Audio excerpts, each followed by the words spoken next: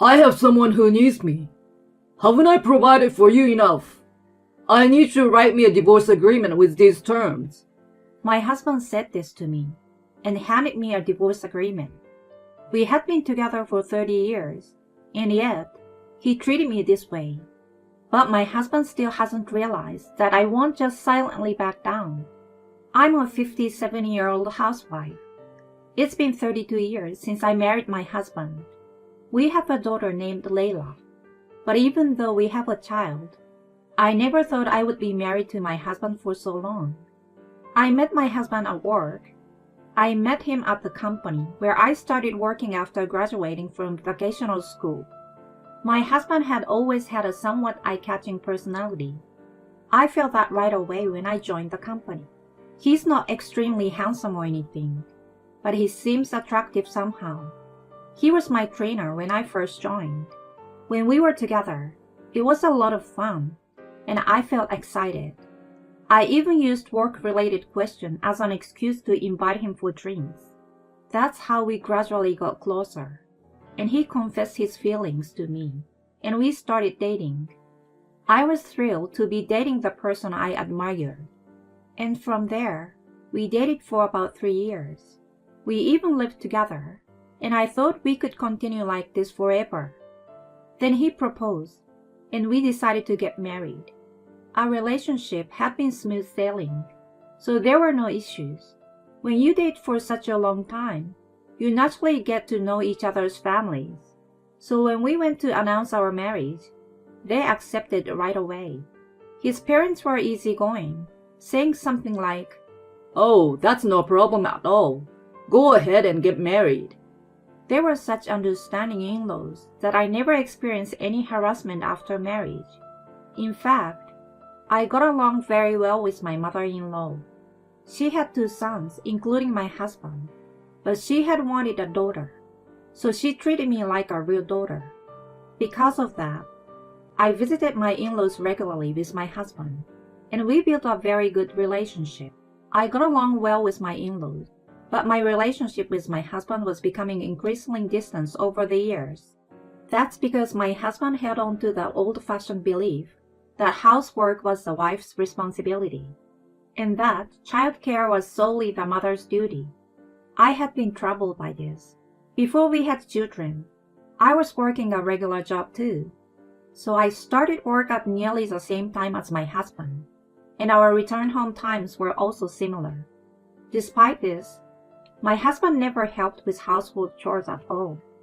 Even if I asked him to help a little, he wouldn't listen at all. "I'm tired from work. Isn't that the wife's job?" He started saying such things suddenly after we got married, and I was taken aback. During our dating days, he was a gentleman who treated me kindly. So why did he change so suddenly? Well, maybe this is his true nature. Perhaps he concealed his true self when we were dating, believing that once we were married, he didn't need to provide anymore. I suppose that's what it's all about. I was quite shocked, but when we just got married, so I couldn't consider divorce right away. And I didn't want to part with my in-laws, with whom I had a good relationship. And at the time, the disillusioned part was just more noticeable. It wasn't that everything was completely wrong. On weekends, he would take me on drives, suggest going on trips together as a couple, and genuinely try to make time for us as husband and wife. The main issue was that he left all the housework to me. Well, that was the worst part. But I decided I couldn't expect a perfect marriage from the start, so I tried to accommodate him. I managed to balance work and household chores without overexerting myself. Fortunately, he never complained when I made pre-prepared meals, so that helped. With that, I thought we could somehow make our married life work, and I lived each day with that mindset. Then, around 3 years after we got married, I became pregnant with our daughter. It was my first pregnancy, so there were many things I wasn't sure about. But with the support of my mother-in-law and others, I had a safe childbirth, and we named our daughter Layla. Layla was incredibly cute, like an angel. My husband was also very happy when he saw Layla for the first time. However, my husband wasn't cooperative when it came to childcare. Oh, can you change the diaper for a moment? I'm using the stove right now and can't let go. Huh? I don't want to. It's smelly. And I don't really know how to do it. You're the mother. You should take responsibility. But, reluctantly, I paused my cooking and changed our daughter's diaper. However, our daughter started crying loudly, so I had to comfort her for a while. As a result, about 15 minutes had passed since I interrupted my cooking. The dish I had paused was still in the middle of preparation, so even if I resumed, it wouldn't turn out quite as I had intended. My husband complained about dinner being late. I've thought so many times, if that's the case, then you should have changed the diaper yourself. Again, it seemed like my husband didn't like that I prioritized our daughter. Hey, haven't you cleaned the bath yet? Oh, I'm sorry. I haven't done it yet because I was fretting about Layla. What's the matter? I wanted to take a bath since I sweated a lot. Well, you should have cleaned it yourself. What did you say? That's all your job as a wife, isn't it? Are you sure you even know how to clean the bath properly? Don't make fun of me. I can clean the bathroom too, you know. In this way, my husband would often pick arguments. However, he didn't actually know how to clean the bath, and he stood there frozen, not knowing what to do in the bathroom. Oh? Maybe you really can't do it. When I laughed like that, my husband looked frustrated. Of course. I can't do something I haven't been told. That's why I told you to do it. So are you willing to make an effort to learn? It's pointless to keep telling someone who has no intention to learn, isn't it? Well, it seems that my husband finally realized he had made an unfair statement. Well, my bad. But please don't neglect the household chores. After saying this, my husband returned to his room. After that, he never actually did the chores himself, but it seemed like the frequency of his complaints decreased. Later on, our daughter continued to grow and eventually started walking and speaking. I was so happy when she ran up to me and said, "Mommy." She was so sweet and loving that I swore to protect her for the rest of my life. My husband used to be affectionate toward our daughter when she was younger, and I think he had some interest in parenting. In reality, most of the actual care was left to me. As our daughter continued to grow, she progressed through kindergarten and elementary school. She enjoyed her days and would tell me about her experiences at school. I had quit my job after giving birth, so I had spent a lot of time with her, making it easy for us to communicate. However, our daughter didn't open up much to my husband, and I believed it was because of him. When my husband returned from work, he often seemed grumpy, so meal times were usually silent. My daughter couldn't talk to him much either. But then, there were times when he was in a very good mood and talked excessively to our daughter, leaving her confused about how to respond. I raised my concerns to him about his inconsistent behavior. Can you stop changing your attitude towards our child based on your mood? Try to be as kind as possible to our daughter. Otherwise, Layla won't know how to react. Upon hearing this, my husband opened his eyes wide and got angry. Huh? Why should I have to adapt to you and her? I've been working hard to support your lives. How I choose to spend my time at home is my business. My husband expressed his anger in this way. This argument might have been the biggest one we had since our daughter was born. My husband said this and stormed out of the house.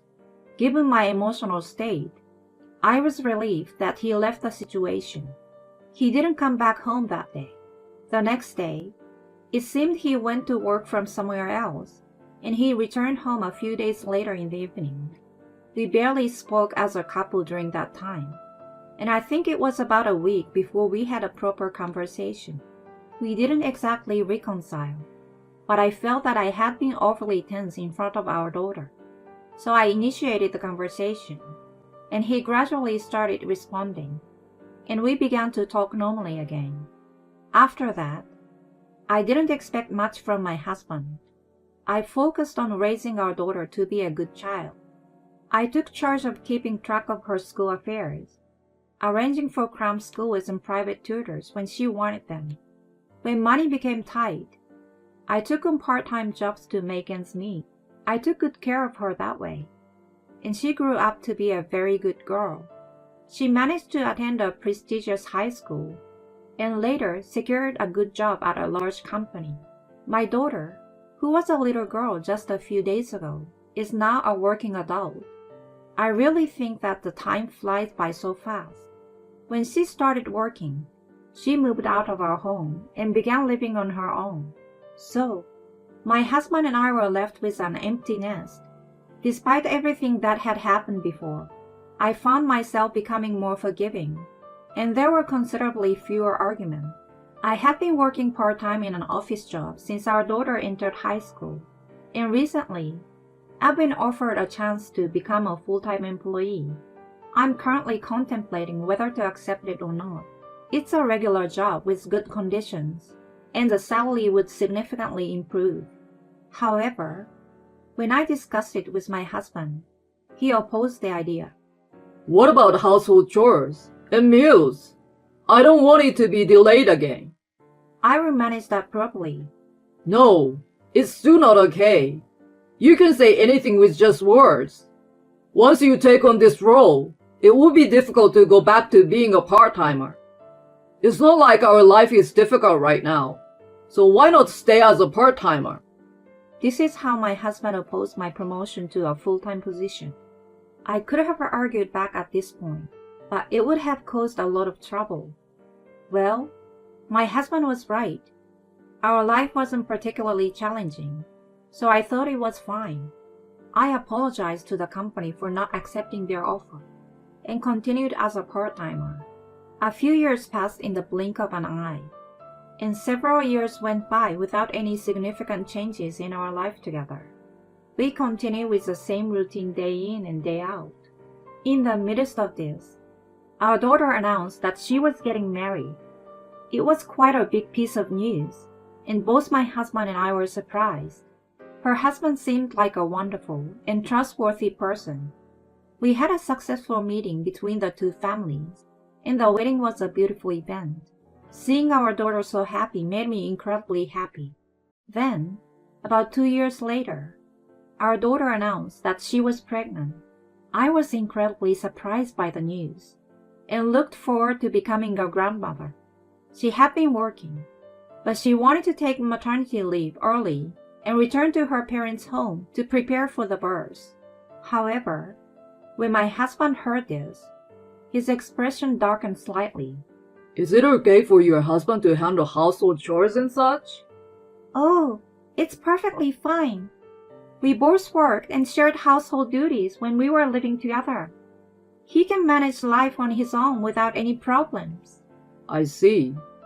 I felt like my husband was somewhat opposed to the idea of our daughter coming back home. Is there something wrong? Huh? What do you mean? Well, it just feels like you're opposing her decision to come back home for the childbirth. No, it's not like that. My husband was clearly flustered. In times like this, my husband is hiding something. It seems our daughter noticed it too. Is there something wrong? I've told you there's nothing. Stop insisting. My husband's expression turned sour. Fine. Do whatever you want, including giving birth at your parents' place. Eventually, he said this in a resigned manner. Whenever my husband's mood soured, he would react like this.